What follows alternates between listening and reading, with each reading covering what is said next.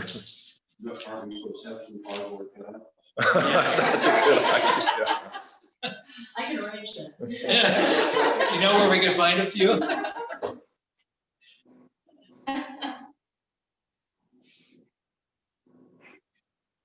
Okay, we're live. Okay, we're live. Welcome to the Park Board Commission meeting of September 17th. And we are officially in session. I'd like to introduce our panel today. I'm Brad Lindner. Let's see, Mary, what else do you need to know as far as roll call? If we could just take a roll call for who is present. We have President Lindner. Yes, I'm here. Vice President Getz. Here. Commissioner Castellini. Yes. Commissioner Flynn. Here. Commissioner Thomas. Here. Thank you. All right. Kara, you have a few maybe changes or announcements to make. Yes, President Linder, for your consideration, to allow for the attendance of some of our guests and the timeliness for some of our guests today, staff would appreciate the Moorline Lager House lease being heard first. Okay. Our guests from the Inwood Park Playground Design Committee are unable to join us until 9:45. So we would just, after the Moorline Lager House lease, engage with the agenda, and when they are able to join us, address the Inwood Park item. We believe that'll be approximately 9:45. Sounds good to me. Okay, thank you. So let's, now you want to do that after the approval of the minutes or everything? Yes, and after the retirement Okay, recognitions all as right. well. Okay, first thing then after that. All right, we've had the minutes distributed. Are there any alterations to them? Okay, hearing none, we have a motion to accept them as presented. So moved. Second? Second. Let's see, roll call vote. Commissioner Castellini. Yes. I'm sorry, President Lindner. Yes? Vice President Getz. Yes. Commissioner Castellini. Yeah. Commissioner Flynn. Yes. Commissioner Thomas. Yes. Motion passes. All right, thank you all. President Leonard, could we pause for just a moment until I get verification that we are actually live Sure. on YouTube? I'm sorry to interrupt. No worries. I'm getting a few reports that we're not there yet. And I need to go check on a desktop real quick. Okay. 1 minute. For those in our studio audience or live on, we're waiting for verification that we are live via YouTube.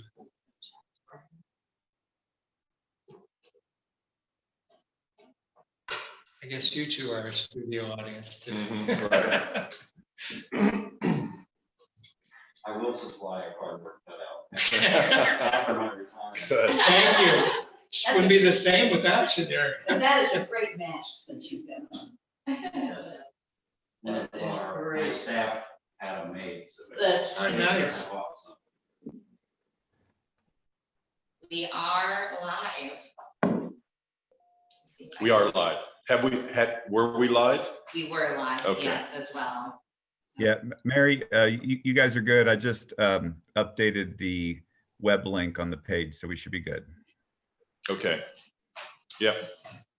It does say that streaming began 3 minutes ago. Yes, I confirmed on my desktop, so we should be meeting all requirements right now. If we only began 3 minutes ago, it might be wise to re-approve the meeting minutes. Fine with me. so moved. So any changes to the minutes, or can we accept them as presented? Hearing no changes, can we have a motion to accept? So moved. Second? Second. President Leonard, Yes. Vice President Getz. Yes. Commissioner Castellini. Yes. Commissioner Flynn. Yes. Commissioner Thomas. Yes. Motion passes. All right, thank you. Now we're going to spend a few minutes recognizing a few of our cohorts here that have decided to move on to different pastures, probably not greener pastures than Cincinnati Parks. But Kara, you want to start us off on that? Yeah, we are thrilled to be continuing this recognition of our retirements, individuals who have elected into the early retirement program. On October 1st, we will be celebrating the retirement of 3 individuals on our staff. We will recognize those individuals today. The first individual that we are going to recognize is Mr. James Hale. We appreciate his service. He could not be with us today, and we celebrate his service to Cincinnati Parks. The second person that we are going to acknowledge today, although unable to be with us as well, is Mr. Dave Barfels. And our division manager, Larry Parker, would like to say a couple of things about Mr. Barfels today. A little bit more. There you go. There you go. Oh, okay. Yeah, there you see. Dave started out at Hall Park many years ago as a seasonal laborer, and he moved under my domain a few years after. And we had him at that time. We took care of Fernbank Park, and he was stationed at Fernbank as a laborer, where he made regular. And then he moved into regular operations at Mount Echo, where he's been a mower operator there, and he's done very well. In the department, he's known as Super Dave, and among other things, he's been a great employee, and we're going to miss him. So, thank you, Dave. Now, Super Dave doesn't do stunts like the original No. Super Dave, does he? Okay, all right, just checking. And last but not least, we celebrate the service of Mrs. Patricia Cole, and Trish works for our CFO, Craig Sherman, and Craig is going to say a couple of words about her today. Thank you, Kara. Yeah, Patricia, or Trish, she's done a fabulous job with the city. She actually started out on the highway maintenance between 1992 to 97. Then she moved into waterworks for a few years. Then into customer relations, which with the city, she spent most of her tenure with the city under customer relations for Greater Cincinnati Waterworks. And then she moved over to the park board in 2016, and she's been a fabulous employee for finance as well as operations. She handled everything from, she's the primary person for the Greenleaf program for many years, and she's going to be missed greatly by operations, finance, and I know business services as well, helping out with claims. She's just been a wonderful asset for the city. Thank you, Craig. Well, we wish them all great luck in the next chapter of their life, and hopefully they have many more chapters to come. But certainly we all appreciate their service to the city and to the park board specifically. So best of luck to you 3 going forward, and thank you so much for your service. Much appreciated. Okay. Should notice before Linda says something to me about it, but we will have, or actually we have no public comments this this meeting. So if we did, we would post them with the minutes afterwards. But since we didn't have any, we don't need to do it. So beat you to it, Linda. Thank you. Okay. Next on the agenda item is the Morehouse lease. Yeah, so the The Moreland Moreland, Lager yeah. House lease will be presented to you with some recommended changes today. Mr. Craig Sherman will present this to you, and we also have Mr. Greg Hartman with us today. And Craig, I'll leave you to it. Thank you. I know back in July of 2020, we brought to the commissioners information in regards to the Moreline lease, then asking for adjustments. And the task was for us to come back to provide recommendations. I do want to provide some background. The current Moreline lease is the greater of the two. It's 1.875% of gross sales, or a minimum lease rent of $225,000. Through the review of this, park staff working with city law and real estate requested Moorline to provide an appraisal for the Moorline property, for the property itself and the land. Moorline provided 2 appraisals. The first appraisal was from the PNC Bank, and that's a Newmark Knight Frank appraisal. And that estimated the land lease to be projected around $112,500 annually. The second appraisal from the Beck Consulting estimated the land lease should be between $145,000 to $160,000 annually.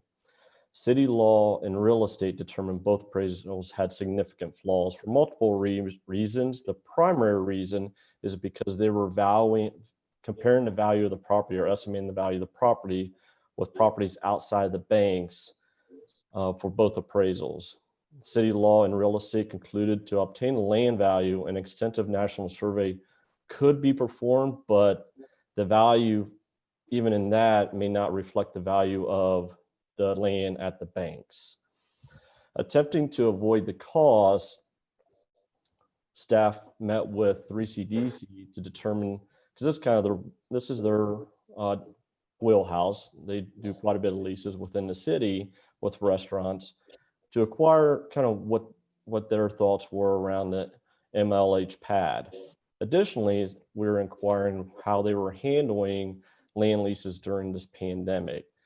3CDC provided great insight so staff could formulate a new land lease with MLH.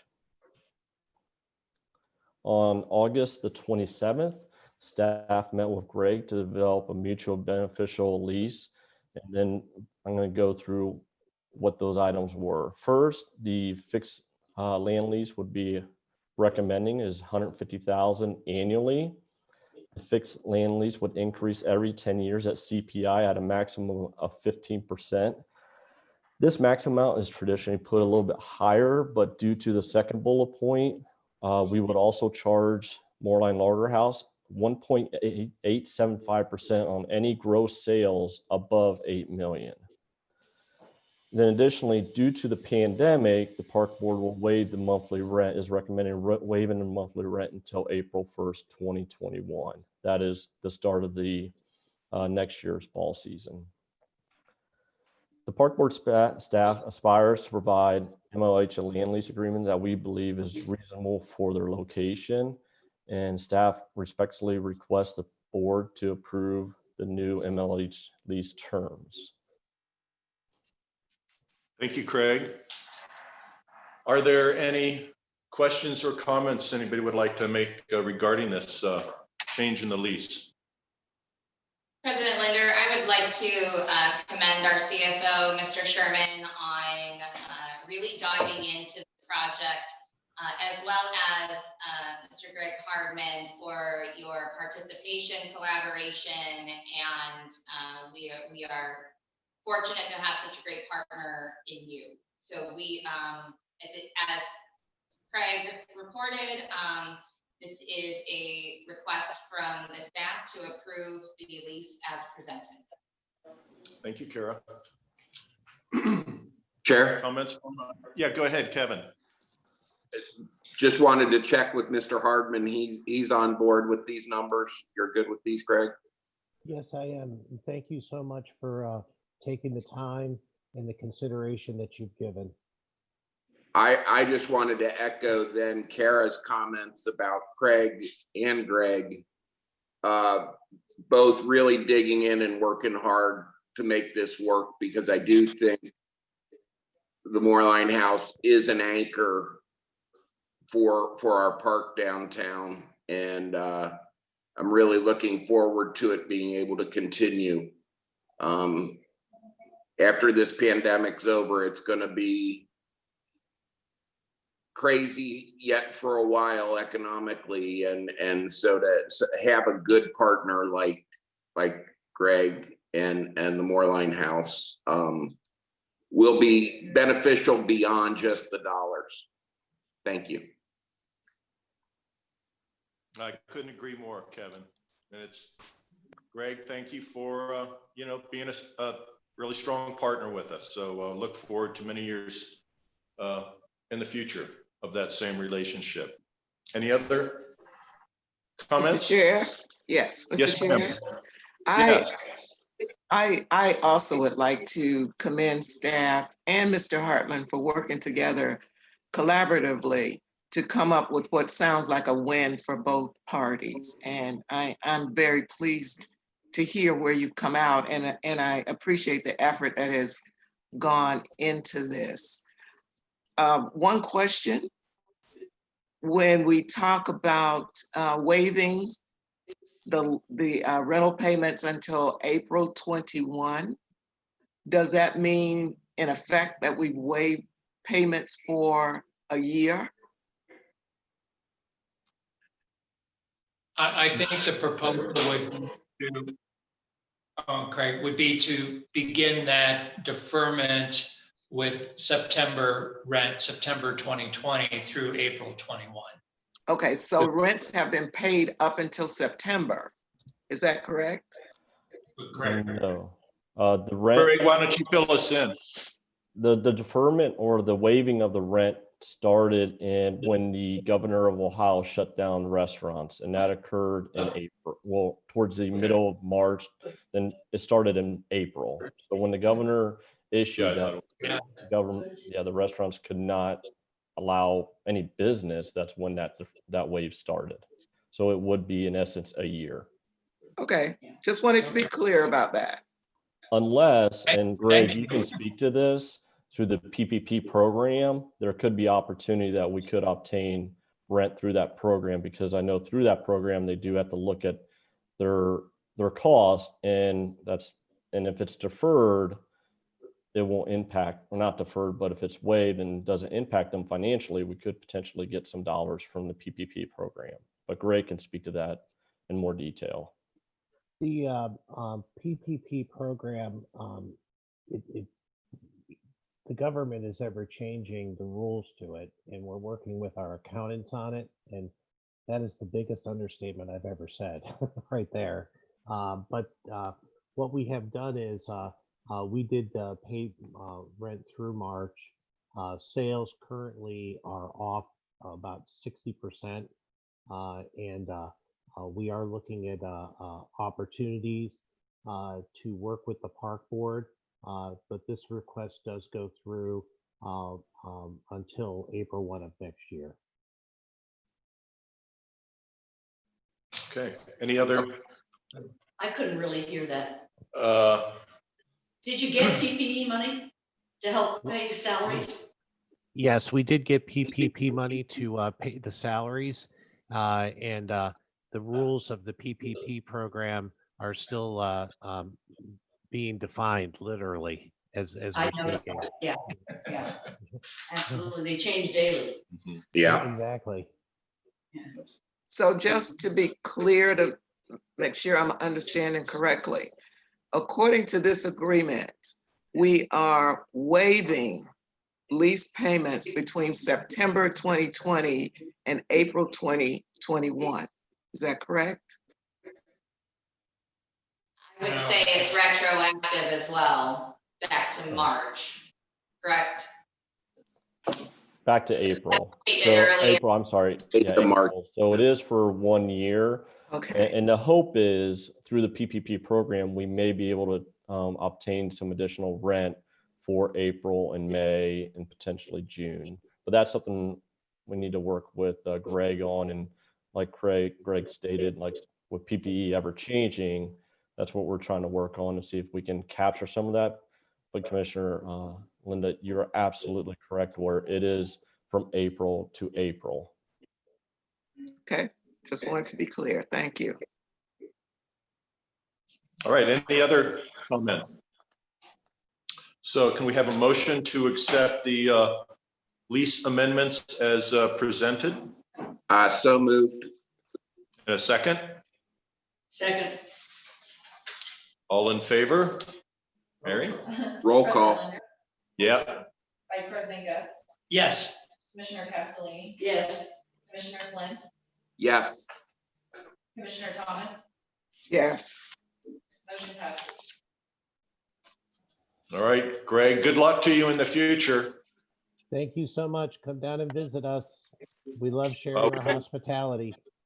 You got some great beer. We'll be there. Thank you so much. Have a great day, Thank you. everybody. Thank you. Okay, let's see. Inwood's not going to be ready till 9:45. So what would you like to go to next? We got roughly 20 minutes for that. Do the reorganization. Huh? We'll just. We do the reorganization? I'm happy to do that Okay, next. there we go. Up next is reorg plan. Yeah, excited to finally be in front of you talking about some very positive changes to our organization that are going to allow us to excel as we move forward. Upon appointment as interim director last year, I began working with staff and began to review potential changes to the organizational structure. There were conversations that were facilitated with senior leadership, and we were looking for opportunities to improve efficiencies, eliminate silos, and to chart a new path for creativity and an expansion of services. These conversations were put on hold at the beginning of the COVID pandemic. And then during that time, during the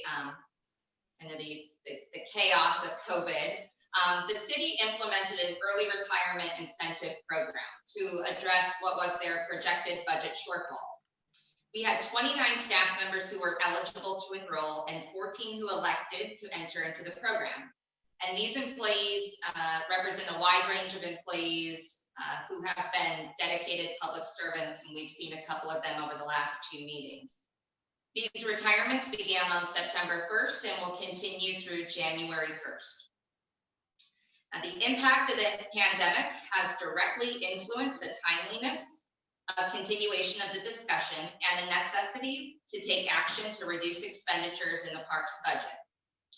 With the advanced knowledge of which employees have enrolled in the ERIP program, senior leadership again re-engaged in their discussions and have prepared a reorganization plan. This plan utilizes current resources available. No additional positions will be added to the table of organization. To achieve an optimal organizational structure, the table of organization was reviewed. Several vacant or soon to be vacant positions are recommended for elimination. Several positions are requested to be refilled, and several positions are going to be requested to be modified through the add-delete process. These changes are equitable amongst represented and non-represented employees. Additionally, these changes fully utilize the resources in our table of organization in which many positions had previously remained vacant. The organization will remain under the direction of the director, with senior leadership reporting directly to me. I'd like to give you an overview of the future divisions of our organizations, which include some slight modifications.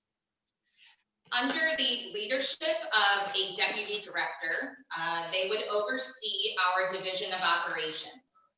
That would include the facilities team, the Crone Conservatory and Warder Nursery, all park maintenance, including the districts and the waterfront, special events, and GIS mapping.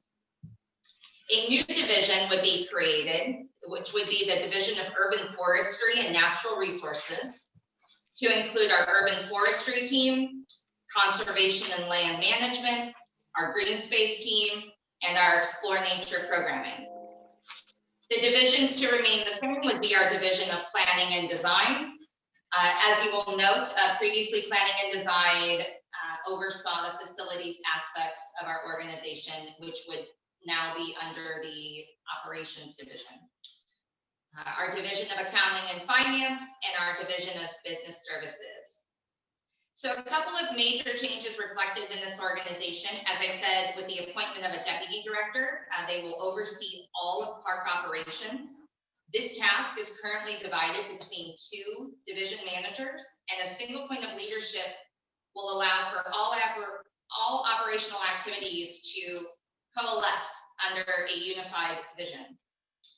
And then the creation of the Urban Forestry and Natural Resources Division will facilitate the urban forestry program, the conservation and land management program, the green space and explore nature program. And this will allow for a focused approach concerning the maintenance, preservation, and interpretation of our natural resources in the public right-of-way and in the parks. So I just wanted to report to you today that we are actively working with the city's budget office and the Office of Performance and Data Analytics to advance implementation of this plan.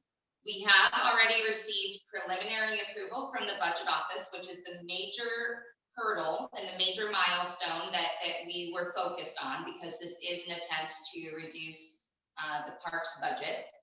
And as we move forward, having the approval from the budget office is a great first step, but all of our requests will still be subject to the vacancy review process and the Civil Service Commission. So it's interesting. We've arrived here as a result of COVID, but it's turned into an incredible opportunity because we began these discussions before. I personally, although we are having a loss of several positions, I think that this is an incredibly strong organizational structure for us to operate under, and I'm very, very confident that we will see some successes. But just like any changes that are implemented, we will monitor, we will evaluate, and make additional changes if necessary. Thank you. One question, does the deputy get to carry a gun and a badge? No, not that kind of deputy. Okay. Any other questions or comments for Kara? I've got a question. Yes, go ahead. Or a comment. Number one, I think it's an excellent structure that you're proposing, and I fully support it. As it relates to the elimination of positions in the table of organization, I want to be sure that that is something that you fully support, and that it will not impede in any way the park's performance of our responsibilities. I definitely appreciate that question. I am in full support of the elimination of the positions that we've recommended. They do span our entire table of organization, from senior leadership down to frontline employees. So there's a good mix amongst those. And to be very honest, I feel that we are ending up with a stronger organizational chart than we have today. So yes, I am personally in favor of it. And it was a thoughtful consideration of reporting structures, how they currently exist in our department, and where there were some redundancies and where we could have streamlined and become more efficient. So I appreciate that question. I am fully supportive of the positions that we are offering for elimination. Okay, thank you. Any other questions for Kara on the reorg? Mr. Chair, just a brief comment. I'd like to just say I think that this is a really smart approach to the department. I want to applaud the director for taking this action. And I know that she's planning on using this to inform with Craig next year's budget and building that budget, so that we're not playing whack-a-mole as most city departments do with, oh, you're asking us for a PVA of 7%, 10%, 12%. Well, we've got these 16 positions that we haven't filled in the last 26 years. So we'll give you that position vacancy allowance. It's really getting to, we have the people we need in the positions we need, doing the jobs we need, which will help to make us have a good budget. So I really applaud her for that.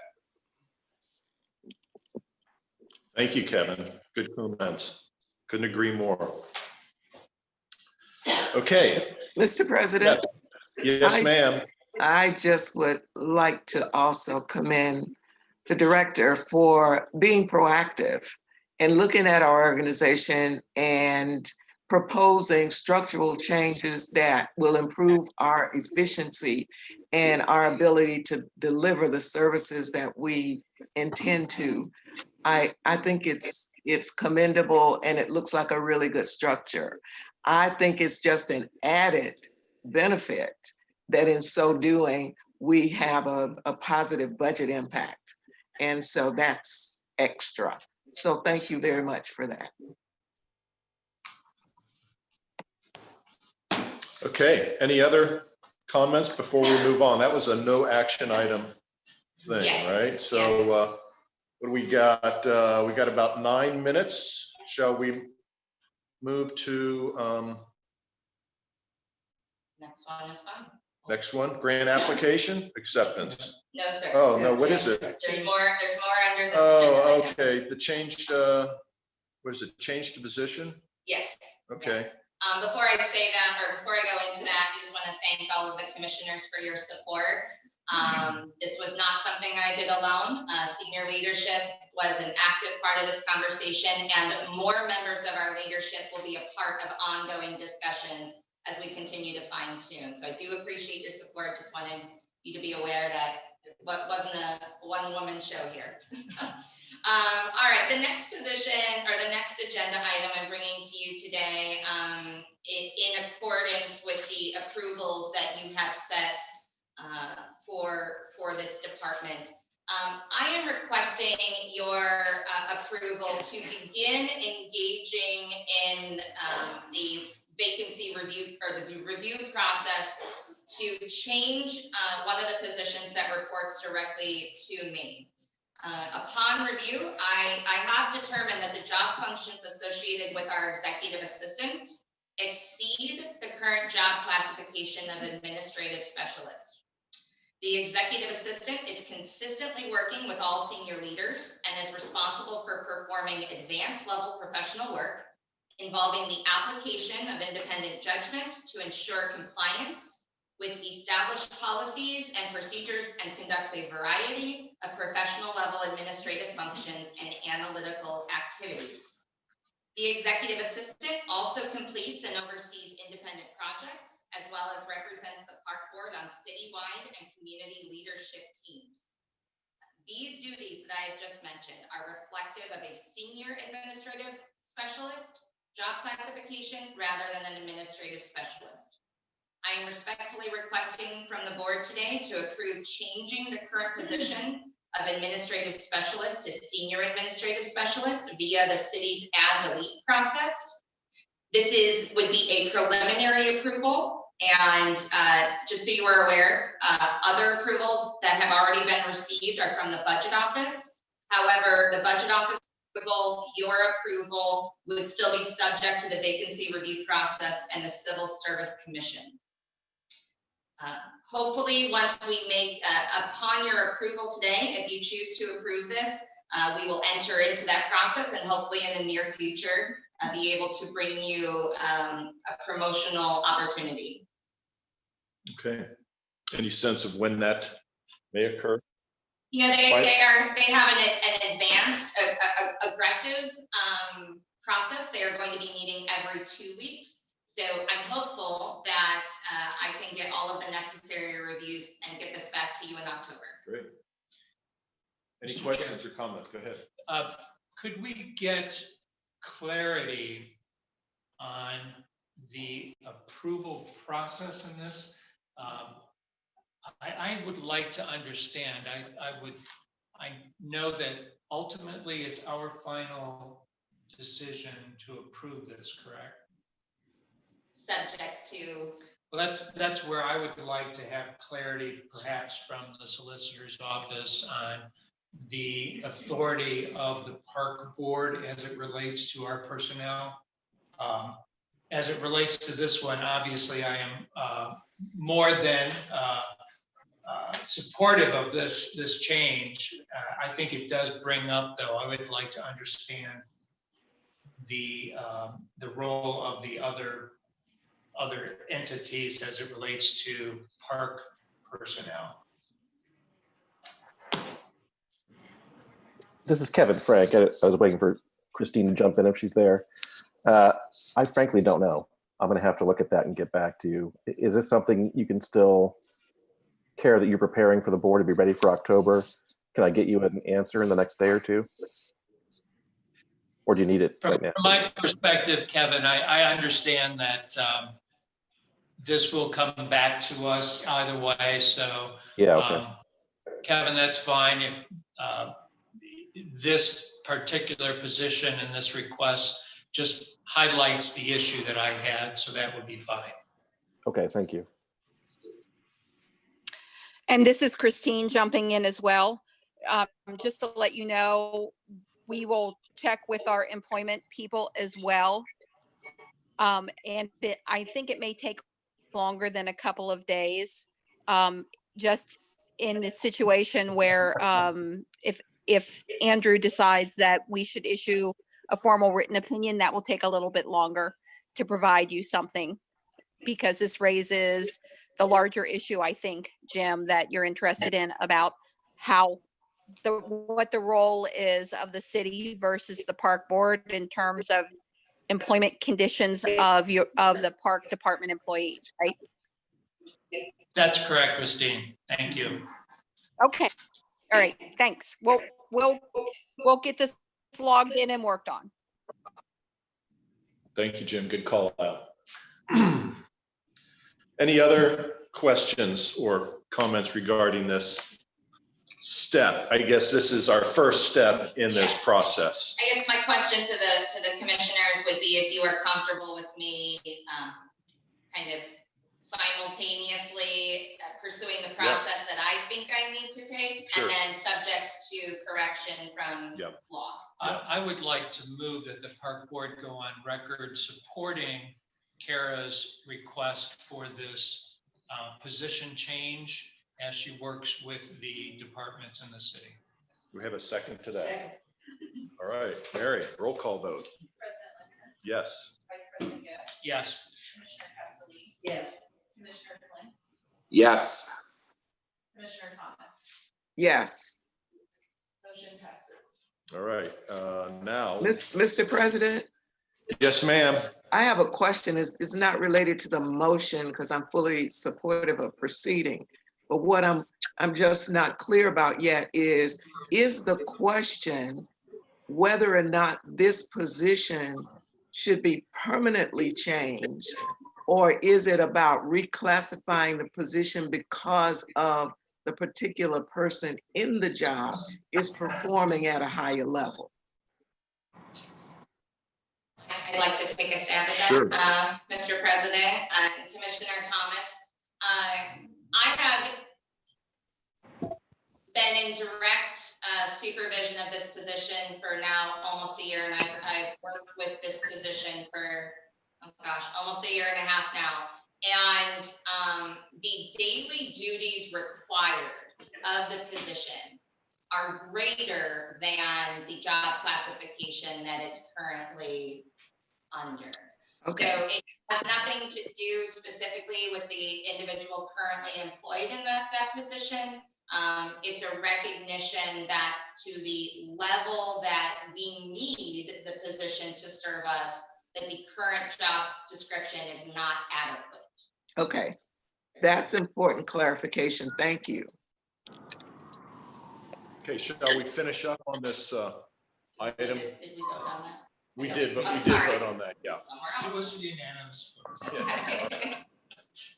Shall we talk about the deputy director appointment? No, I think at this time, I You wanna think go we back? have, I know Ms. Spicer, are you still with us? I am. Okay, Okay, do we have the representatives yet that you are anticipating? We do not yet. okay. I would rather perhaps just, it is 9:45 exactly. I would rather just pause for a moment rather than continue on with the dings Okay, that are happening. Perhaps there is another agenda item that we could. That's your call. Jennifer, do you have any reason to suspect that they will be further delayed? If it's okay, just to give them another minute, I'm going to try to text both of them. I see Carol Gibbs is on as well as Eric. So hold tight. okay. Thank you.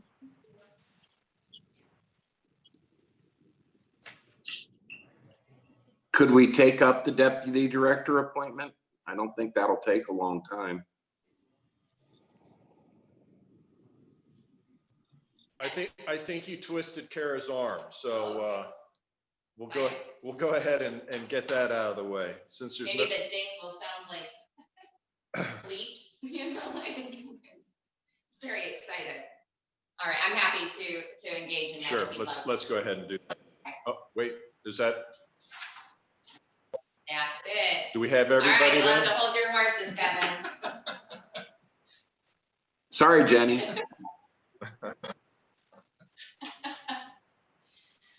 Now I'm curious. All right, so we are now moving on to the Inwood Park Playground. Yes, we have a lot of individuals with us today to present this item to you. I'd like to start by saying that I am so thrilled at the recommendation that is being made to you today and all of the contributions that have gone into this. So at this time, I'd like to turn it over to our Division Manager of Planning and Design, Mr. Steven Schuckman, to frame the project for you. Thank you, and good morning, all. Good morning, Steve. Good morning. Well, we've been in collaboration with PNC Bank, with the Mount Auburn community, with the and with the Parks Foundation to create a new universally accessible playground in Inwood Park. And we're asking the board today to approve the design and the budget, to also authorize staff to apply for and accept the PNC grant through the Cincinnati Parks Foundation, and to recognize the committee members. I'd have to say, I see Eric Schmidt there. Eric's our playground supplier and designer, but really the design was driven by the committee. So the new playground is going to be located at the upper part of Inwood Park. It's within the walkway loop and next to the shelter we built recently. And it's a unique playground for us. It's going to have lots of different features, all accessible features. It includes a sliding hill. It includes 2 climbing structures, a variety of swings, and that also includes swings that will accommodate a parent and a child on the same swing, 2 playhouses and musical instruments, a whirling feature that accommodates mobility devices and includes other children.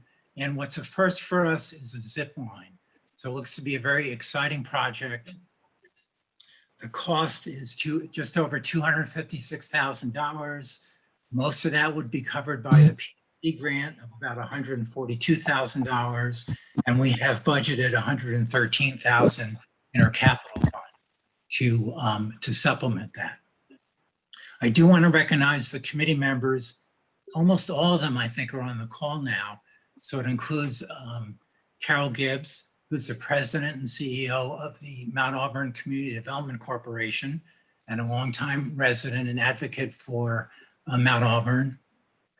2 representatives from PNC, so that's Jessica Yankee and Melanie Arnold. I don't think Dr. another Kara Ayers was able to join us this morning, but she's with UC Hospital and Children's Hospital, and she's an expert on childhood development. And of course, Jennifer Spicer, Laurie Parker, and the project manager is Cindy Whitty. So with that, I think I'd like to turn it over to Jennifer. Great, thank you, Steve, and Kara, thank you for this opportunity. I just, on behalf of the Cincinnati Parks Foundation, we wanted to be sure to just let everyone know that PNC Bank has been a partner and has been donating to Cincinnati Parks since 1996. And in that time, they've given over $1.2 million to various projects throughout the entire system. And it's capital projects, it's programming, and they're extremely committed.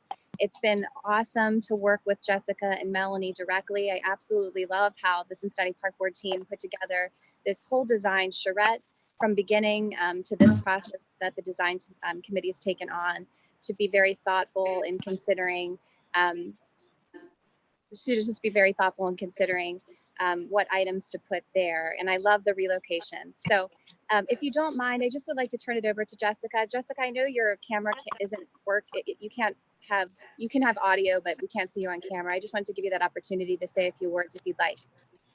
Yeah, thank you, Jennifer. And thank you for having us at the meeting today.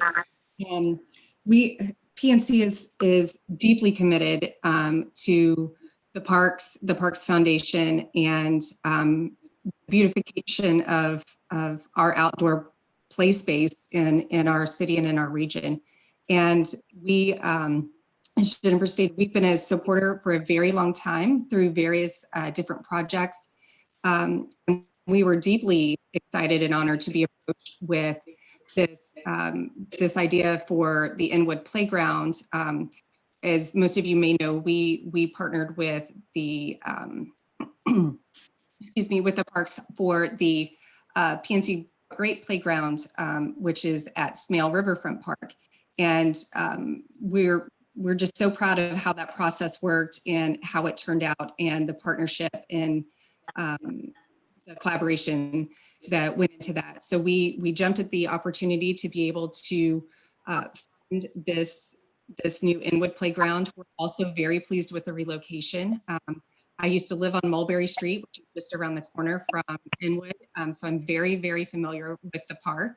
I've been there many times, and I just think it is incredibly exciting and lovely to see such care and investment and attention go into Inwood. It's long overdue, and we are thrilled to be a part of it and have really appreciated being part of the committee to help design this. That's not something I think we've been able to do before, so we've learned a lot as bankers on what it takes to build a playground and all the considerations that go into it. So it's been a great education, and we've really, really appreciated this entire process. So thank you very much for allowing us to be a part of it. And again, we are thrilled and honored to be able to provide the funding to make this playground come to life.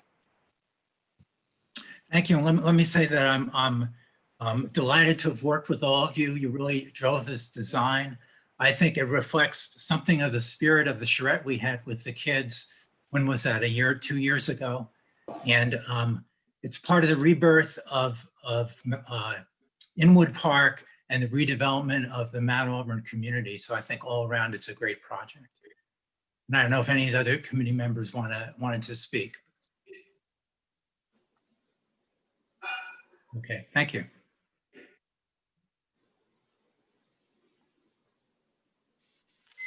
Well, we can wait for Rocky to get back here and play Hollywood Square. Oh, shoot, now we've got 2 people missing. We had Hollywood Squares ready to go up there.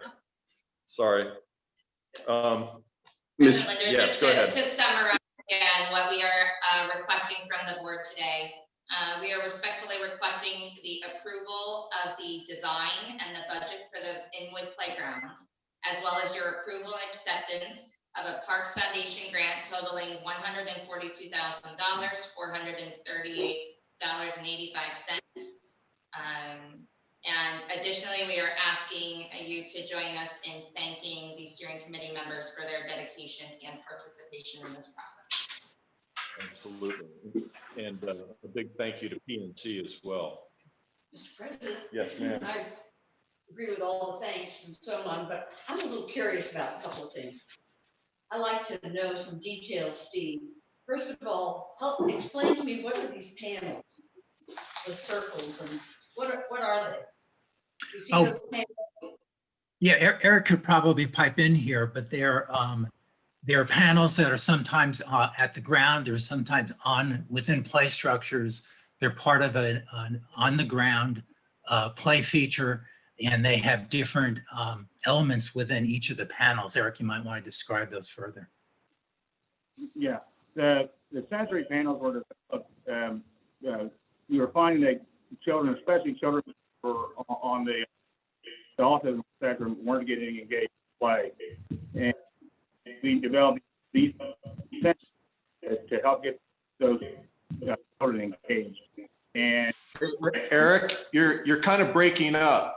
I think people are having a hard time understanding you. Okay, let's try this again. So the sensory panels, is that any better?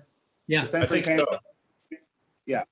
sensory panels were developed primarily for children with sensory disabilities. They create a sense of a tactile sensation for the kiddos, easily reached by children walking their device. And we found through the data we've collected by researching panels, they're incredibly functioning, and they bring children that wouldn't necessarily get involved, bringing them on the playground and actually helping with peer-to-peer relationships and building those social skills. So they're a really great piece. And besides that, how they function, they're very physically, they're very, very attractive, and the sunlight hits them actually casts shadow color, just brings a whole nother element for the kids. I'm afraid I couldn't understand. You're still, No. you're I still think kind of cutting in and out. Eric was describing that particularly for Sensory. So kids that. They go up and touch them and, Yes. lesser ability, the colors are stimulating, the holes and shapes and textures Okay. are stimulating. And for kids that can't do well on the play equipment. It's Gotcha. an additional play experience. Okay, what are they made out Yeah. Made out of of? Are the houses plastic also? I'm looking for maintenance here. I'm looking to understand, are these things made out of wood or are they made of plastic? What are these elements like the houses and those panels made out of? The sensory panels are made out of a product in epoxy called Lexan, and they're actually tested at 400-mile-an-hour wind speed, hurricane proof. So they'll take the To do it. Good to know. Very good to know. right. The houses are made out of polycarbonate called muraline. They're incredibly durable. The UV doesn't bother them at all. They can handle the weather outside. Yeah, they're a product that should last the city 20-25 years outdoors through the season. And let me add that we looked at a playground that had a lot of these features that's been in the ground, at least 2 years, Eric, out in off of West Fork Road in Green Township. And they held up very well. They hold up to all kinds of abuse and, as Eric said, to sunlight. So they're very, we believe they're very durable. Yeah. None of this is going to need painting, is that correct? No. No. That's correct. All this color that I'm seeing is It's part baked, of the it's all fabric. baked It in. is. Yeah. It is. And all of these pieces represent the most modern pieces that we could put into, and most relevant new pieces that we could put into. Okay, thanks, appreciate it. Mr. Chair, Yes, sir. I just want to thank everybody, PNC. This is very personal to me, obviously, and to have this go in Mount Auburn, especially right up the street from the Center for Independent Living Options, has a special significance. This being the 30th year since the Americans with Disabilities Act passed, and really getting state-of-the-art equipment for kids across the spectrum. Everybody will enjoy this playground. Physical disabilities, developmental disabilities, able-bodied children, everyone will enjoy this. And it really took a team effort to bring it. Carol, thank you for all of your work on this, and PNC and Eric and Steve and everybody. This is very exciting, and Cincinnati should be making a big deal about this. Parks, once we get this up and running, we really need to make a big deal of it, because there are still too many places in this country where things like this aren't happening for kids. Okay. I also want to say this park was off limits to everybody who actually lived in Mount Auburn for many, many years. I lived in Mount Auburn for almost 22 years before I knew this park even was there. It was hidden by low-income housing that had been left to deteriorate. And until the city, part of that, had it torn down, we couldn't get to it because of the drug dealing and the homeless camps. So thank you. Yeah, really great Mr. Chair. advancements. Yes. I think this is an incredible project that you presented, and I'm very supportive of it. I have a question. The existing play equipment down on the Vine Street side, will that stay and be maintained? That's a good question. No, it is well past its useful life and it is in deteriorating condition.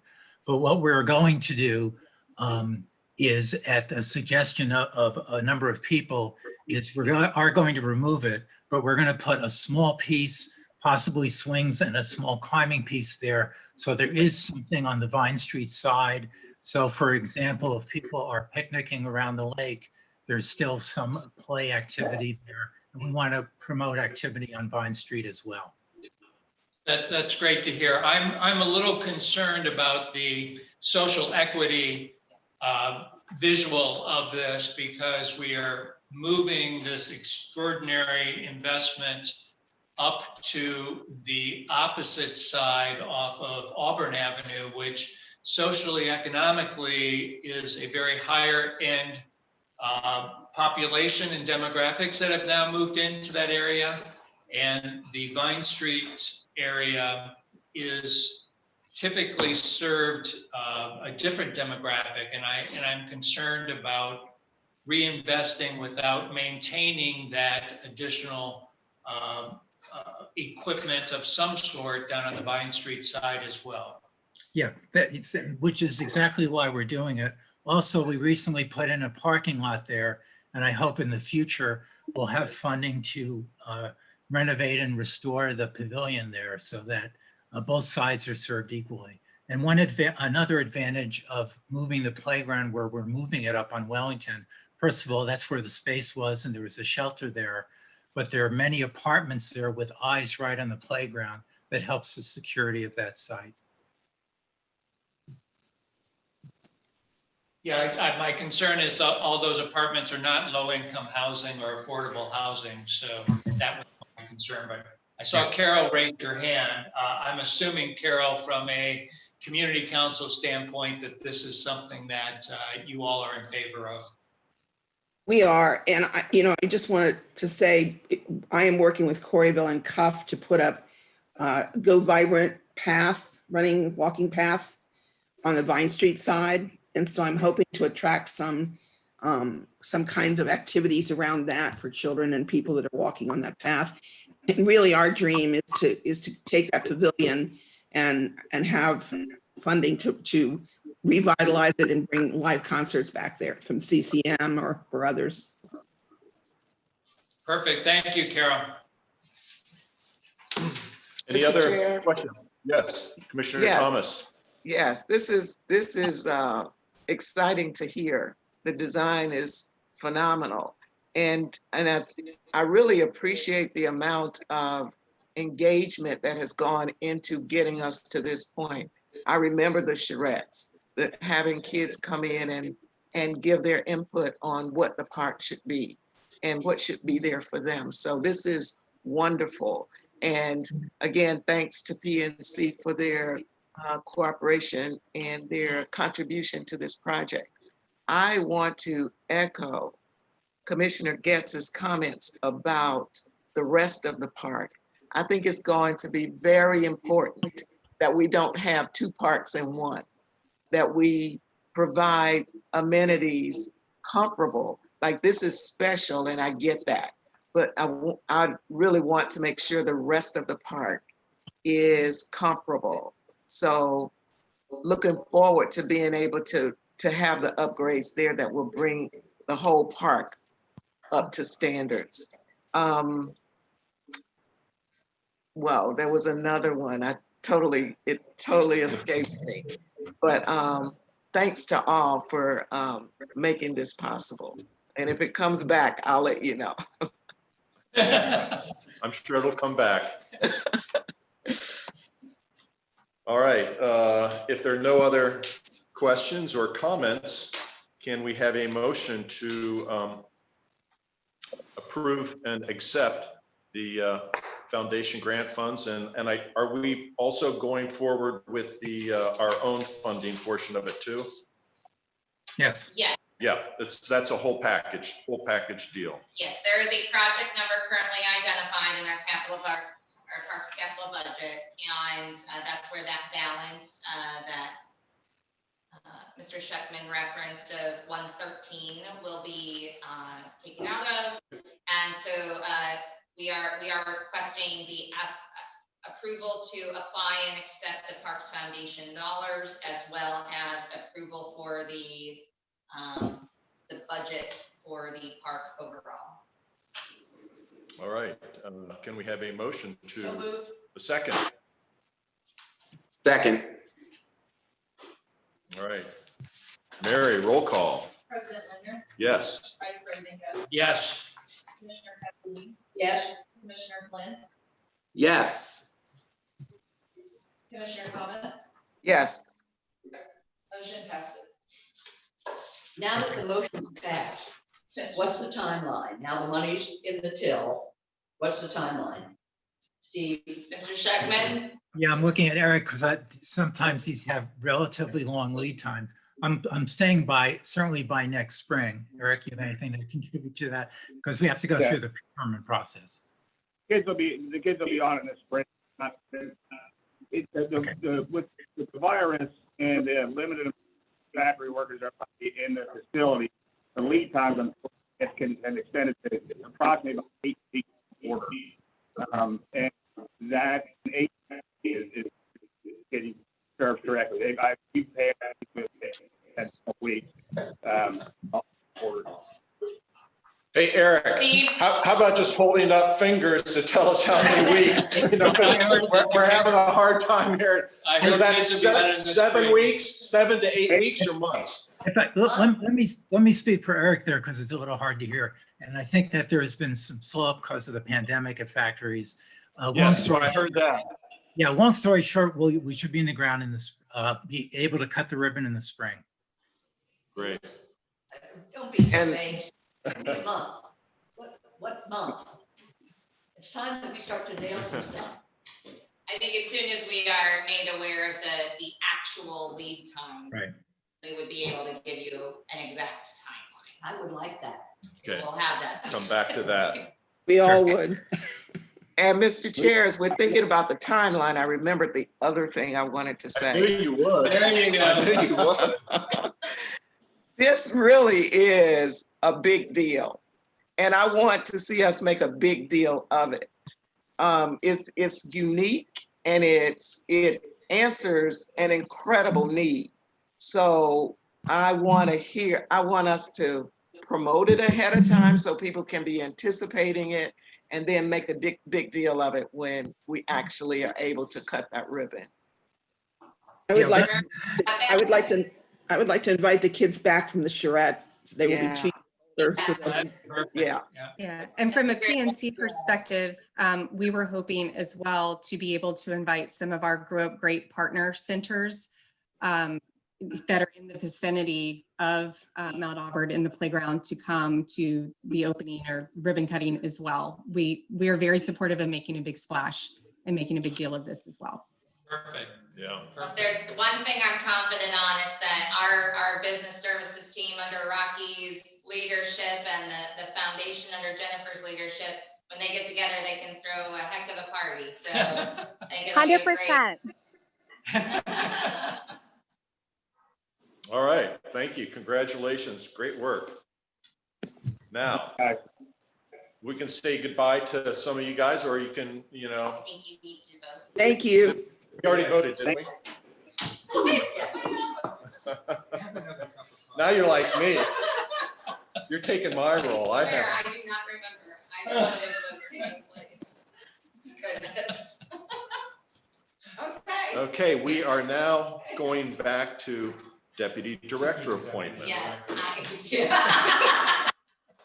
Okay, it is with tremendous excitement that today I respectfully request that the board approve the appointment of Ms. Jennifer Mobley to the position of Parks Deputy Director. Under the new organizational structure, the position of Deputy Director will lead the Parks Division of Operations, overseeing facilities, park maintenance, special events, GIS, and the Crone Conservatory and Warder Nursery. As Director, I have worked directly with Ms. Mobley for over a year and emphatically support her appointment as the Parks Deputy Director.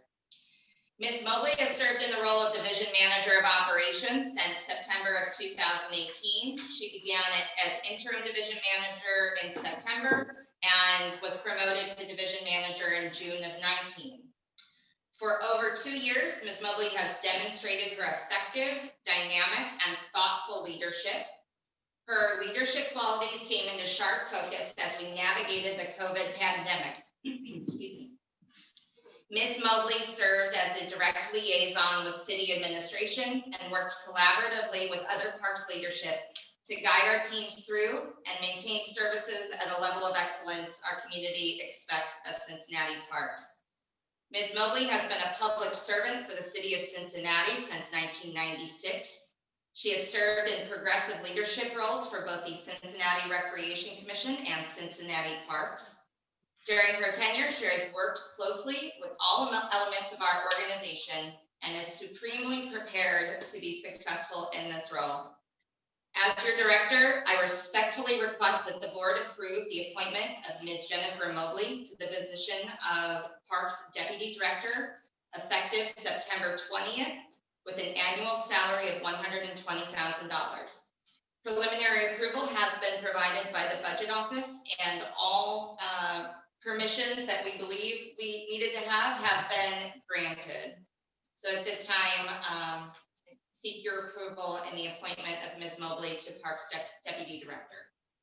I just have one question for Jenny. And what's better, the CRC or Park Board? Of course, Jim, would you like to comment on that? I just know that the CRC board has great respect for Jenny and has brought her name up a few times when we've been looking at things, especially on the riverfront. So she has the full support of CRC. Yeah. Well, she has my full support as well. Yeah. So, well, I'll wait till, wait till the vision. Yeah. Okay. So any other comments? All right, well, let's have a motion to make this happen. So moved. Second.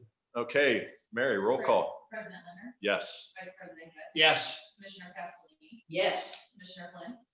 Yes. Yes. Yes.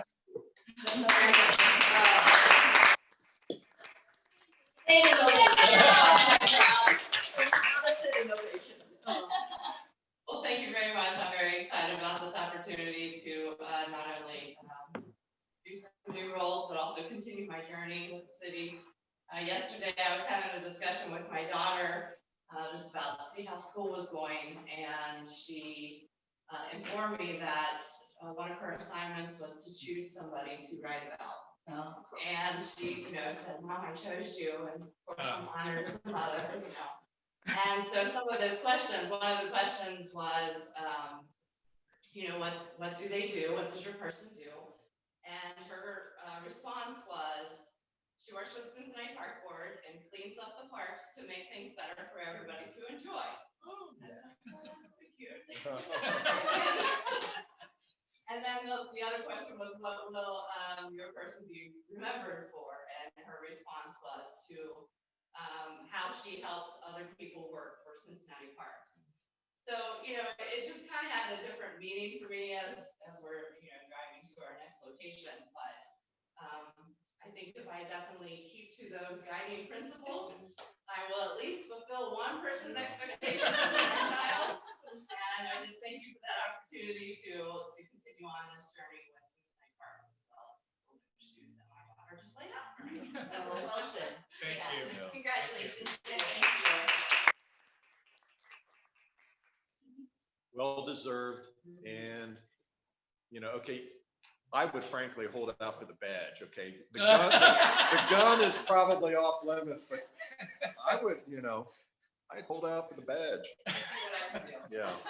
So over the next several months, Jenny will be working hand in hand with Mr. Larry Parker, who has served as her kind of co-division manager of operations as we bring these two divisions under one. So I can't say enough again about Mr. Parker's contributions and the role that he will play, the significant role that he will play in this transition. Looking forward to that as well.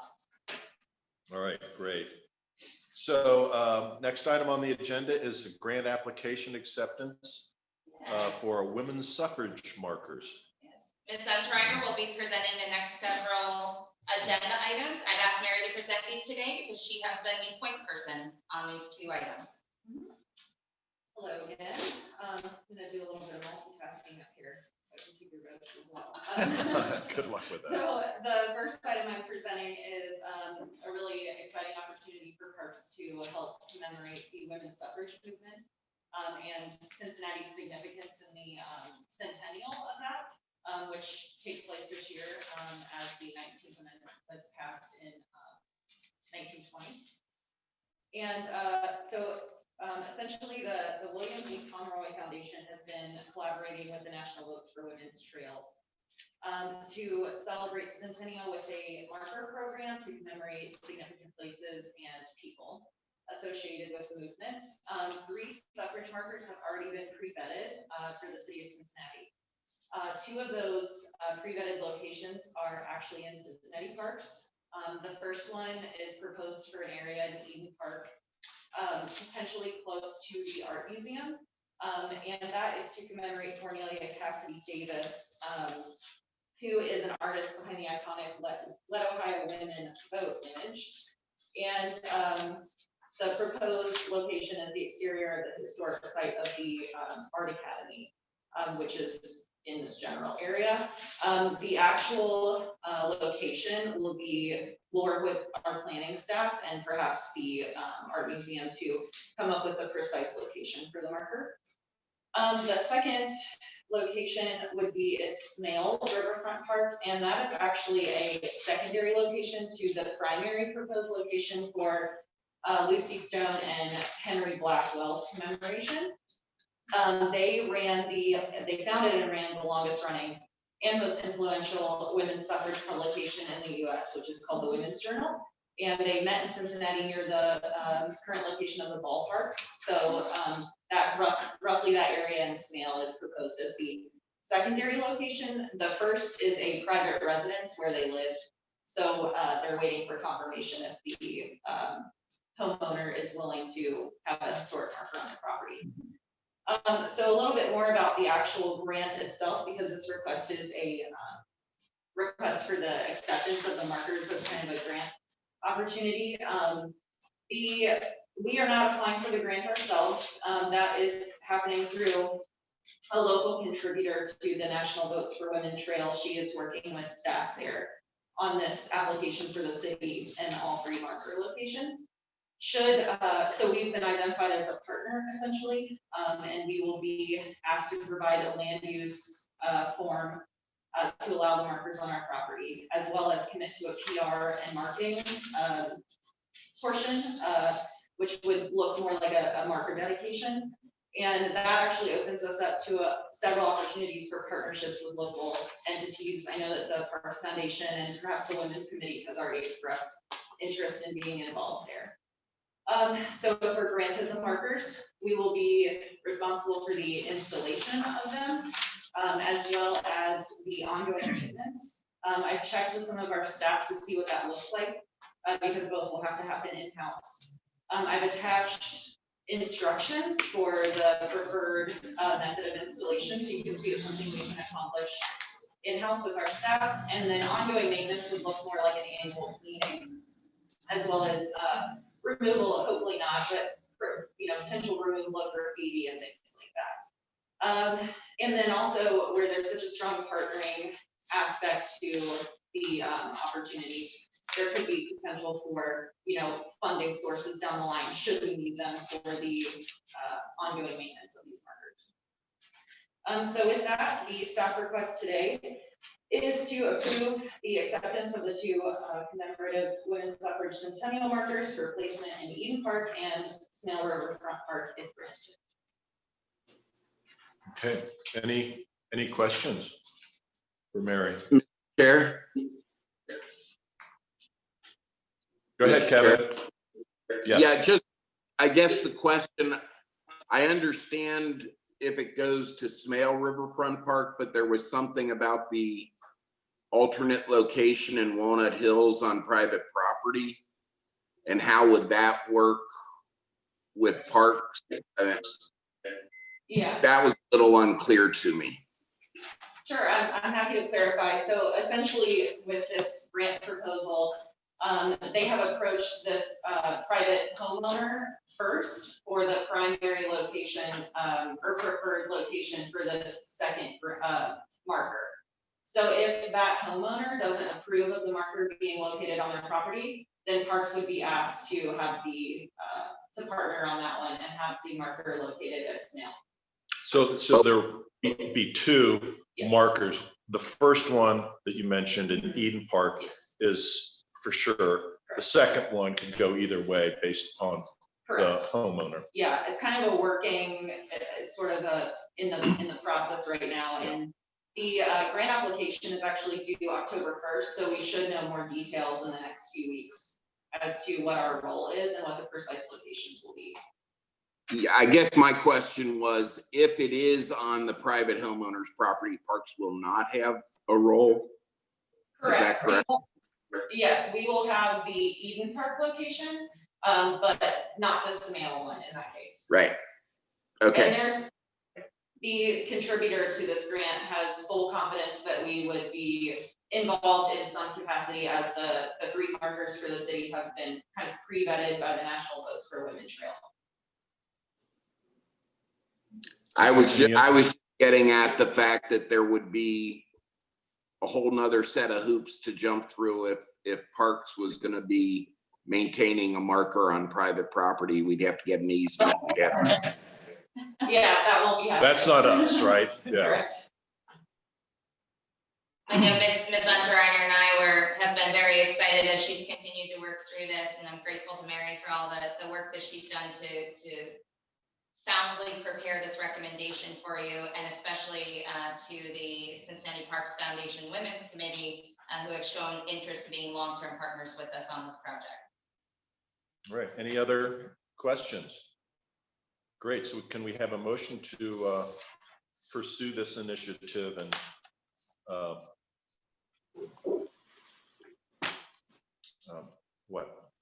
install hopefully at least one, if not two, markers commemorating the women's suffrage movement? So moved. So moved. Okay. Second, then I'll second.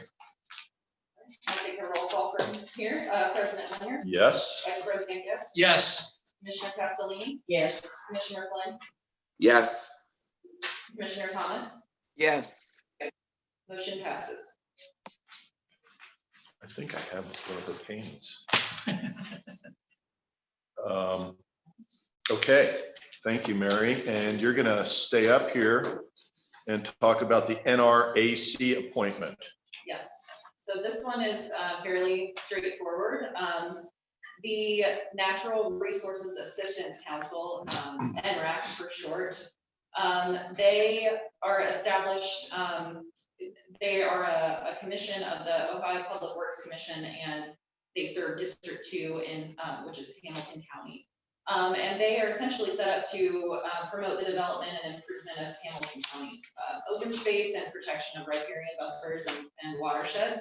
They also evaluate and select applicants from the local jurisdiction for financial assistance, particularly the Clean Ohio Green Space Conservation Fund. And they have a vacancy on their board. As they, per their bylaws, they require a representative from the city parks to sit on this commission from this council. That vacancy has existed since about 2019 with the retirement of our past urban forester, Dave Gamstetter, and then the following resignation of the former parks director. So that position is currently vacant, and they have asked for Kira's nomination to be approved. So today, the staff recommendation is to request that the board approve the nomination of Director Kish to the OPWC District 2 Natural Resources Assistance Council. Okay, thank you. Any, So moved. yeah, Second. all in, roll call vote. Okay, President Lindner, Yes. Vice President Getz, Yes. Commissioner Castellini, Yes. Commissioner Flynn, Yes. Commissioner Thomas, Yes. motion passes. Great. Thank you. Thank you, Mary. Thank you very much for your support to join that council. I having been in Ohio for less than a year and a half, this will allow me to directly connect with the individuals who are responsible for administering the grants in the state of Ohio and to learn the process by which the state of Ohio administers grants. So I appreciate you very much. Bring home the money. Yeah. Do my best. Okay, Steve, you are up next with capital projects over 50,000. Yes, we've got two ready to go. One is at Burnett Woods, and you're probably familiar with this. On the east side of the lake, there's a paved walkway from the north side of the lake at the trail side and the fishing station that abruptly ends at a dirt path at the first set of Bishop Street steps. So this project is primarily to extend that walkway and create a paved pathway where there's now a dirt trail that would connect the two set of steps and would also provide access for the first time to the wildlife viewing station at the south end of the lake. The project also includes some work on the first set of Bishop Street steps and to deal with water erosion along those steps. And that project is $55,895. It would go to Atleta that already holds a contract to do this kind of work with the city. The second project is right over your heads, and it's to replace the roof at the administration building. That's $54,780. We put that out to bid, and there were a range of bids, and the lowest best bid is that $54,000 figure with Triton. So that's what's before you. Okay. Any questions for Steve on these two projects? What kind of roof are you going to use? It's basically the same kind of roof. That roof has been there for probably more than 20 years. So it'll be the same kind of roof. We'll take off the existing, the gravel and the applied rubber roof that's there and reapply it, and it will come with a 20-year warranty. Okay. Any other questions? Can we have a motion then to accept these projects as presented? So moved. Second. Okay, thank you. President Lindner, Yes. Vice President Getz, Yes. Commissioner Castellini, Yes. Commissioner Flynn, Yes. Commissioner Thomas, Yes. motion passes. Thank you. Okay, Steve, you're still up with capital project sunsetting. Yes. President Oh, Lindner, yeah. I've asked Mr. Scheckman to present this to you today, and it's mostly for your information. Mr. Scheckman and Mr. Sherman collaborated with my involvement as well to look at some of the capital projects that have been ongoing. And I've asked Mr. Scheckman to present to you today to give you a little bit of background on the city's sunsetting process and where we are currently with some of our projects. Thank you. Yeah, every year the city budget office looks at all capital dollars at all city departments, and they call it a sunsetting process. And what it is they're looking at older capital funds to see if there's any opportunity to reprogram those funds for other uses in the city. And there are spending thresholds that they use. So it's primarily very small balances in older projects. And then projects that were 3 years old are supposed to achieve 80% in spending. And then after 4 years, the projects are supposed to be entirely spent. And if you were to look at the spreadsheet that's attached, Many of those projects are projects that have to be held because, in fact, it's grant money or it's matching money. Lido Park's a good example where that funding is from Western Southern and from ODOT because of the tunnel mitigation. But obviously that's being held until litigation is completed before we can spend the money. There are a number of other projects that are designated for Smale Riverfront Park, including the River Edge and the boat dock, and those are either grant funds or matching funds. So those are ongoing and remain to be seen how those will be spent and when those will be spent. But again, the budget office recognizes these explanations and that money just will roll over for another year. Several other projects are in the process right now of getting funding certified, being bid, and we expect to have them completed either by the end of this year or early next year. President Lindner, I'm very proud of the work that Mr. Sheckman and Mr. Sherman did to address these items that were flagged by the city budget office and determine how we were going to get caught up. So as Mr. Sheckman said, there are some items that will remain because those projects are not ready to move forward. But for everything else, as Mr. Sheckman just said, his hope is to expend those dollars by the beginning of next year. At the very latest, we will expend those dollars by the end of the fiscal year. So I'm very proud of the work that they've done. And again, I just wanted to ask Steve to present this to you, just to give you an overview of our intention.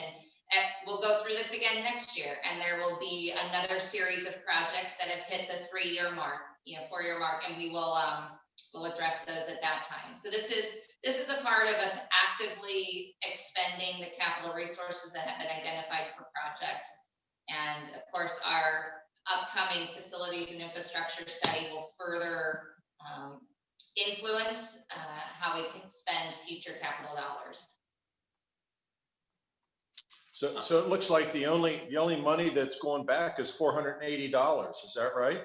Yeah, we try not to return very much money. We can help. Yeah, no, I haven't looked at the total, but it looks like about $8 million or something like that. So that's an excellent record. Any questions for Steve on this? Mr. Chair, Yeah. I've got one question on the Yateman's Cove walkway improvements for $86,000. Is that something that we have requested funds from the Board of Visitors funding for? No, and in fact, the Board of Visitors purview is primarily Sawyer Point Bicentennial Commons. Yateman's Cove is the next park to the west. And most of those dollars had been expended when Yateman's Cove came over to Parks from Recreation. It was in need of a lot of work, and we were able to get money that was going to the Recreation Commission to come over to Parks. So most of that was spent. We redid all the walkways on top of the serpentine wall, and the remaining $86,000 and change will be spent at Yateman's Cove and any other walkway improvements. And the BOV funds also covered the Steamboat Memorial Monument area, correct? Yeah, apparently so. Yeah. Okay, any other questions for Steve on this issue? All right, thank you. There's no action needed on that, but thank you for the update and great job, spending the money. Thanks. And not giving it back. Excellent. Let's see. Well, we've taken care of the MLH lease. So now we are, up to staff comments. Rocky, is that you? Yes. Good morning, everybody. It's great to see you. You were earlier Charlie Weaver when we had the Hollywood Square. You're too damn young to even know who Charlie Weaver is to block. I know Hollywood Square, but yeah. I'll be Googling that, I guess. Yes. Thank you. Well, it's good to see everybody. you know, since all this COVID stuff happened, you know, 3 or 4 months ago, it was very uncertain what our fall was going to be looking like. And it's really come into focus now. And the short answer is we've got a lot of stuff going on. The staff have really done a good job on multiple levels to be beyond the, you know, the great work happening with the projects and, you know, the changes in terms of just basic operations, activating our park spaces, providing opportunities for people to do more in the parks this fall, other than just, you know, walk through the park themselves. Staff really took that call to action, and with all of the COVID restrictions, you know, they've had to sort of build the airplane while they're on it in many respects, to figure out how to do the things we normally do, but do them differently. So what I wanted to do is just run through, and not run through everything, but just give you all a couple of the highlights of things that, just so you know, you may not be aware they're happening, but just so you know they're happening, and you can check it out and you know, either spread the word or maybe, you know, attend some of these items. I'll start with Explore Nature. So the one part of the Explore Nature program in the fall is to work directly with the schools and with CRC on helping, you know, provide programming for kids and students. That is happening. But in addition to that, they have developed a very robust program for the general public who are looking to do things in a park near them this fall. And I'm really impressed with some of the ideas they've come up with. Most of these are free. They're happening in nature centers and parks across the city. And so a few of the highlights, we've got the full, for all the stuff I'm going to mention, we've got the full listing and details on our website. But just to give you a few highlights, they're going to be providing free guided hiking series in several of our parks. And this is for all ages. There's a series for adults. There's also a series they're calling stroller hikes, where they're inviting you know, parents and kids with strollers to walk through. And these would be guided hikes with naturalists through our parks. So that's definitely something people should check out. They've developed a virtual story time with a naturalist series, where people can sign up to learn about different things happening in, you know, in the park for that, you know, on a particular topic, like maybe it's, you know, how to tap a maple tree, different topics. And along with that, we're going to be doing a virtual Facebook Live series, not virtual, but a Facebook Live series, which is free, where we'll have a naturalist offer a program on a different topic. And then at the end, it will offer it for free. And then at the end of the program, we'll make an offer. If anybody would like to donate to help continue the work that Explore Nature is doing, please donate. This is something other organizations that we've looked at have had a lot of success with in terms of this COVID. They're launching a do-it-yourself eco-friendly home improvement program. And this is really cool.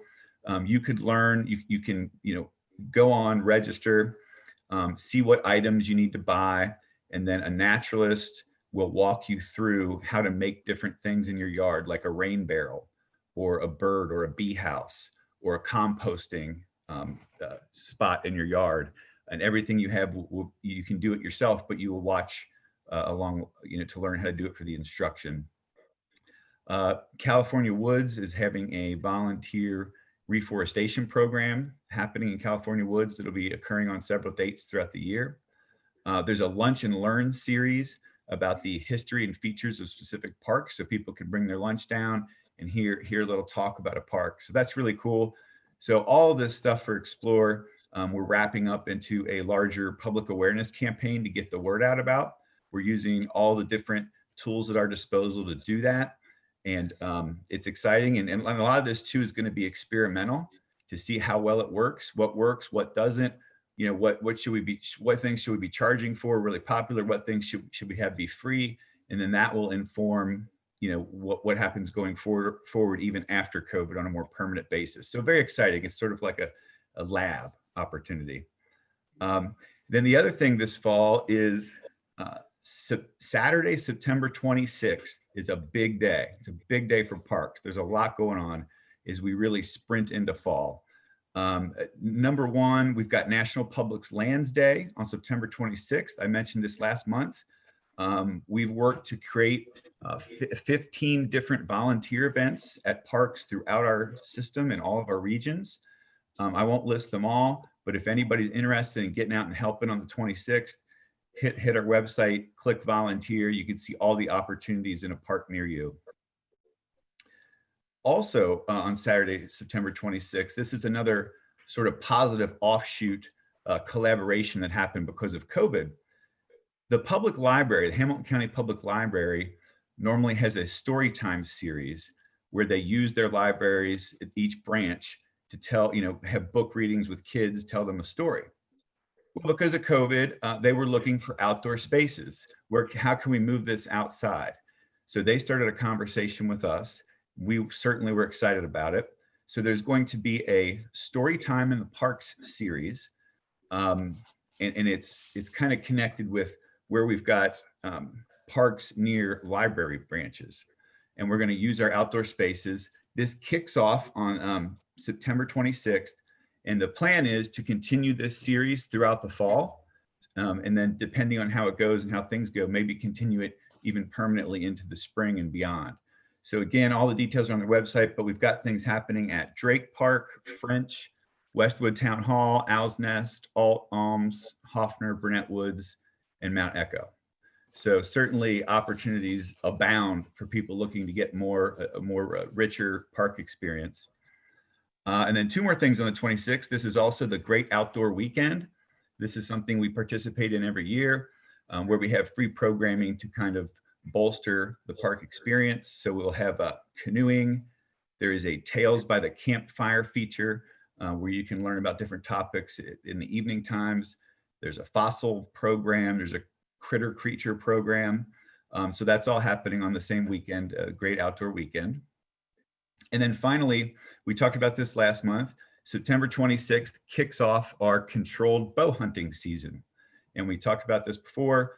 Wanted to just let you know that since your approval last month, we've worked very closely with Urban Forestry to do an outreach campaign about this, both for the public and also for our city leadership. There's always a lot of interest in the program. So we've tried to get ahead of the curve this year. We always tell people about it, but really focus on the educational piece, why the program is important, why it's important for our forests so that people understand it. In addition, Crystal Courtney has been working directly with CPACs. So we've sent them information. She's interfacing with each of the CPACs that are affected, setting up time to either attend their meeting or have a meeting with them to answer their questions, explain the program, get their feedback. We also have, between now and the 26th, we've got two educational videos that we've put together that we'll be releasing on social media, talking about one, why it's important that we do this to maintain our forests, and number two, about the safety measures that are taken to ensure safety for the program. So this will be ongoing. As I said, we always get a lot of interest and feedback. Overall, the reception's been quite positive, especially from the CPACs learning about that the trails and parks are going to be open for more of the hunting season. So, so that's gone very well. We will continue to do that, but that happens on the 26th. There's another program that the Parks Foundation has taken the lead on that I wanted to mention for you. It's the Be Well Fall Adaptive Hiking Program. It's a partnership with Children's Hospital, and it's spearheaded by the Parks Foundation. And this is really cool. For 8 weeks, children with disabilities and their families will be out enjoying the various parks.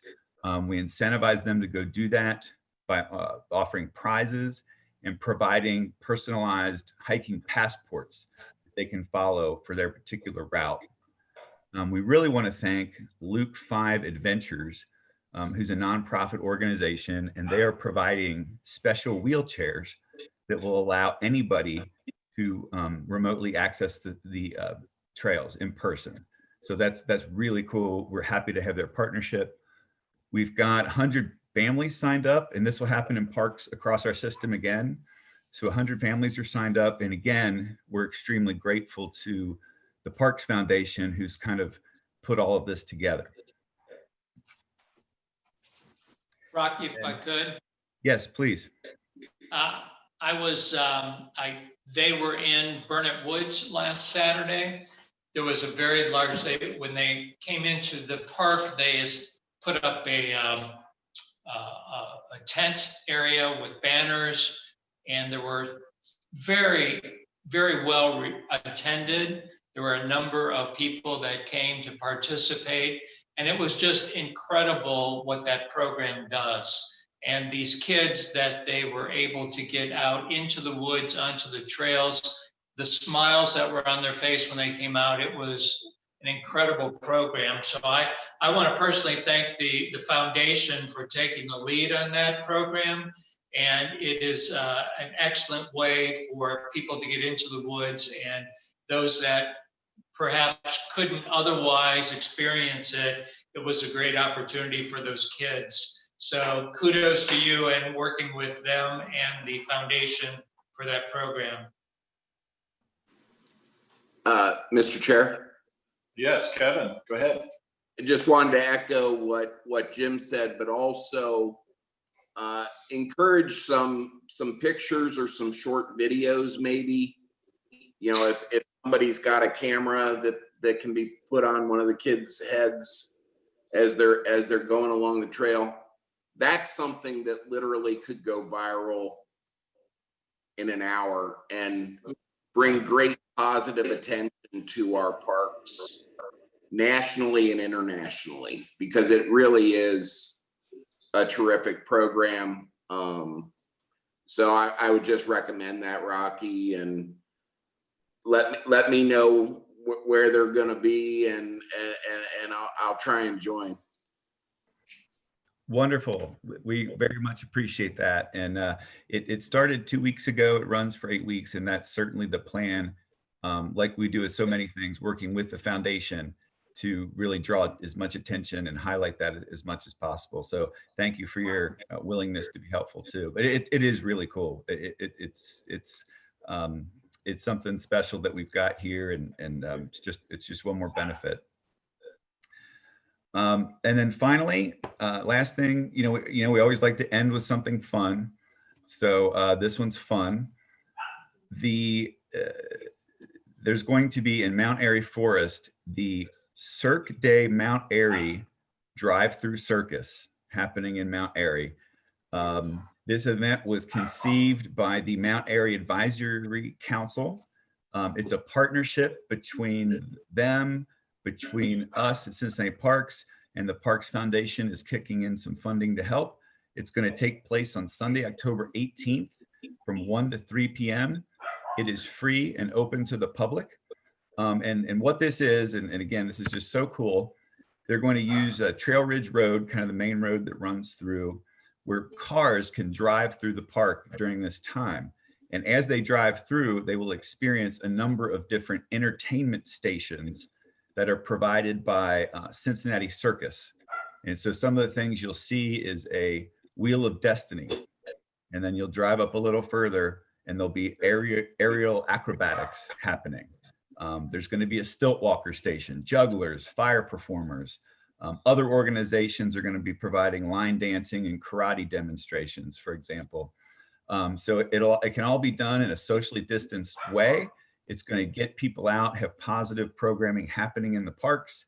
Maybe they'll pack a lunch, drive through, hang out in the park for a while, go for a hike. It's just really cool. And I wanted to mention this to you. So really, we do so much, and we tend to focus on kind of the nuts and bolts, as we should, of operations and getting projects done. But we also want to emphasize, and I just want to make sure we're all aware of the great work that's happening, particularly this year, which has been so odd, to find unique experiences and activities to happen in the parks.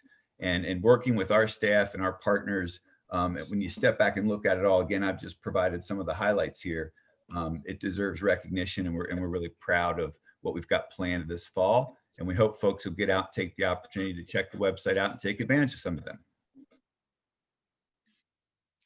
Thanks, Rocky. I would just commend you all. I know innovation is one of the things that Kara really wants to, bring into the organization more and more of, and those are great examples of some really innovative projects and exciting and I think, as Kevin said, we could get some good play out of some of those. So I'm sure you'll take good advantage of that. Any other comments for Rocky? President Linder, I would like to follow up on what Rocky said and just as you just identified the creativity, our Explore Nature team and our special events team have truly stepped up and have completely gone outside of their wheelhouse and are providing an incredible asset at this moment. And as Rocky alluded to, will most likely continue forward. So I'm very grateful for the creativity of the staff and really answering the call of the moment. I think one more reason why Cincinnati Parks is top 5 There you go. in the nation. Exactly. Great work, guys. Okay, thank you. Commissioner comments, anybody? Really? Does that mean we'll be able to get out of here before 11 o'clock? Wow. It means things are going incredibly with parks. So I just, again, appreciate the leadership and of the entire team in giving the people of Cincinnati a beautiful place and places to be during this depressing time, so to speak. And I would just add the communication has increased 100%. It's really been nice. Okay, well, thank you for those comments. And we have a, I think maybe at least a fairly recent record of getting out of here before 11 o'clock, as long as somebody motions to adjourn, and we all agree upon that. So moved. All right. And I'll second. We need a roll call vote for that. I don't think so. All right. Everybody in favor of adjourning signify by signing off. Bye. Bye now. Bye, guys. Bye. Thanks.